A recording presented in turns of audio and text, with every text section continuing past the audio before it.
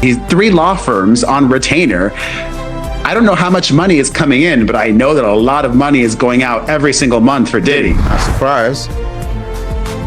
You know, we all know who he is and how we get down, so that don't surprise me. For decades, one question has haunted music history. What really happened to Tupac Shakur? His story has never faded, his words still cut deep, and his legacy feels larger than life. But now, in a moment that no one saw coming, a voice connected by blood has emerged to add fuel to the fire.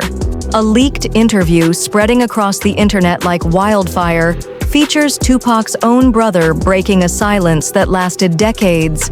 And his words are chilling. He speaks of a connection with Tupac beyond death, of unfinished business, and of one man whose empire he promises will crumble: Sean Diddy Combs. For fans and critics alike, this is more than just gossip. It feels like a reckoning. To understand why this interview has stunned the world, you need to remember who Tupac was. He wasn't just a rapper, he was a revolutionary force in music and culture. His art gave voice to the pain of the streets, to the struggles of Black America, and to the deep contradictions of life in the spotlight. He was fiery, political, vulnerable, and larger than life all at once. Even after his tragic death in 1996, Tupac became more than an artist. He became a symbol. His face still appears on murals, his lyrics are quoted by new generations, and his spirit still lingers in conversations about music, justice, and truth. He wasn't supposed to be just another entertainer. He was supposed to be eternal. And in many ways... Puffy called me though. Puffy called me back in the day. He called me, he was like, I just want you to know I ain't have nothing to do with your brother's He is. But that legacy was born out of tragedy. On September 7th, 1996, Tupac was gunned down in a drive-by shooting in Las Vegas. He died 6 days later. Official investigations pointed to gang rivalries, and more recently arrests have been made, but the truth never felt clean. Rumors swirled, pointing fingers at rivals, at shadowy figures in the industry, and at the dangerous East Coast-West Coast rivalry that defined the 90s.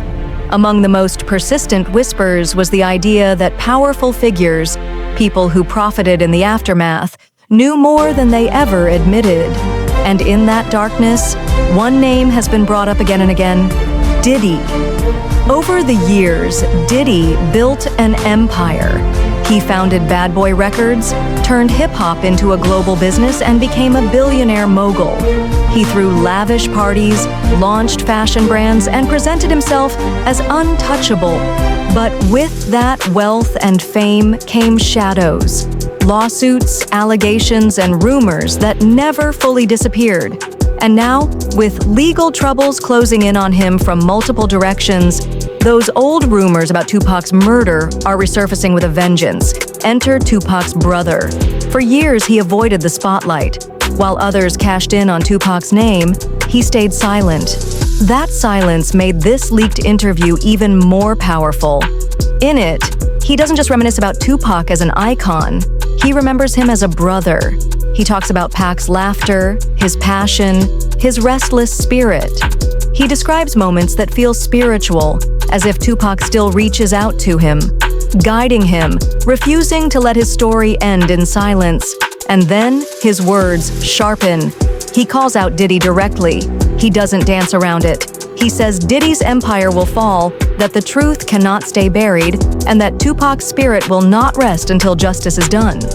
It's not speculation, it's a vow. Hearing those words is like hearing an echo of Tupac himself.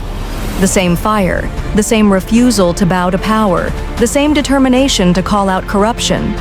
For fans, it's eerie and powerful at once. For Diddy, it's another crack in the armor at a time when his empire already feels like it's collapsing. In the past year alone, Diddy has faced mounting legal cases, raids on his properties, and a wave of accusations that have turned his name from glamorous to toxic. The man who once seemed unstoppable now looks like he's standing on quicksand. And into that chaos comes this voice, carrying Tupac's bloodline, adding gasoline to the fire. The leaked interview didn't just make headlines, it sent shockwaves across social media. Fans immediately picked apart every word, sharing theories, clips, and interpretations. Some believe this is the confirmation they've been waiting for, that Tupac's own family has finally pointed the finger. Others caution against jumping to conclusions, wondering if grief and memory are being weaponized. But even the skeptics admit, the timing is uncanny. With Diddy under fire more than ever, with his empire shaking, this interview feels like a final chapter being written. What's striking is the emotional weight. Tupac's brother doesn't sound like a man chasing fame or stirring drama. He sounds like someone haunted, someone carrying years of silence, someone who lost more than the world could ever understand, now finally speaking because he feels time is running out. He talks about nights where he feels Pac's presence, moments where he swears his... As far as, is he going to turn people in? Is he going to cooperate? If the federal government wants him to cooperate and they're going to cut his time, because right now he's looking at 15 to life with all the charges he had to. He won't get out till 70 years old. He about 70.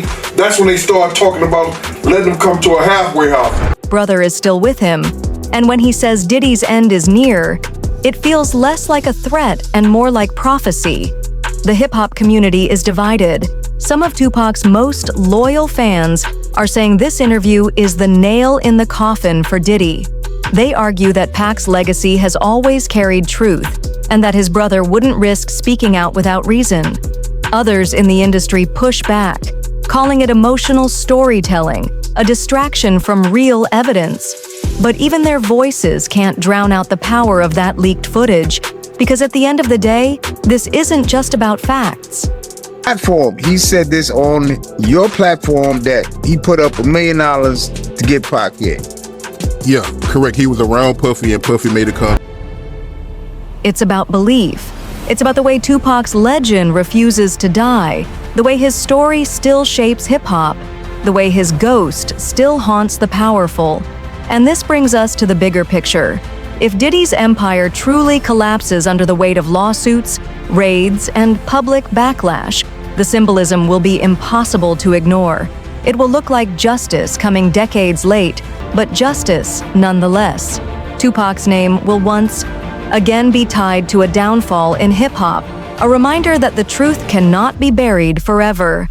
For some, this interview is proof that Pac's spirit is still fighting, that his message is still alive, that his family is now carrying the torch. As the story spreads, people are asking, what comes next? Will more voices speak out?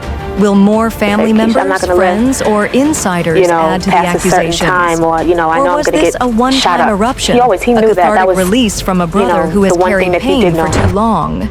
No one can answer yet. But one thing is certain, the conversation is not over. Tupac's legacy has always had the power to shake the foundations of hip-hop, and this interview proves it still can. The leaked interview ends with that haunting vow, that Diddy's downfall is inevitable, that Pac's spirit will not rest until the truth is revealed. It feels like a chilling prophecy, one that fans and critics alike can't stop replaying. And whether you believe every word or not, you cannot deny the power of hearing Tupac's own brother say it out loud.